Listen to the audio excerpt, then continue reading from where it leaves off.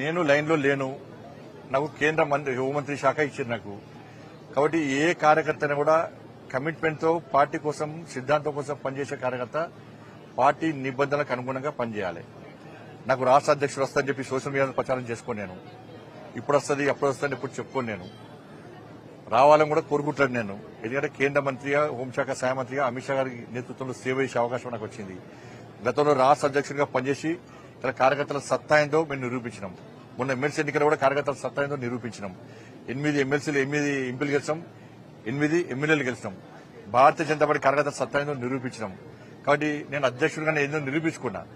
కాబట్టి నేను అందరి లెక్క ఏదో ఇప్పుడే వస్తుంది అప్పుడే వస్తుంది వచ్చింది నన్ను కలవండి అని చెప్పి చెప్పుకునే ప్రయత్నం మా పార్టీలో జరగదు. అది అటువంటి పద్ధతి మా పార్టీలో ఉండదు. పార్టీ నిర్ణయిస్తుంది. ఇంకొకటి చెప్తున్నా, సోషల్ మీడియాలో ఎవరి పేరు వస్తుందో ఎవరి పేరు పెట్టుకుని తప్పుడు వాళ్ళు ప్రచారం చేసుకుంటారో వాళ్ళు ఎవరి పేర్లు ఉండవు. కేంద్ర నాయకత్వం చాలా సీరియస్గా ఉంటుంది. తప్పుడు ప్రచారాలు చేసుకుంటే వాళ్ళను నాకు వస్తుందని చెప్పుకుంటే తప్పవుతుంది.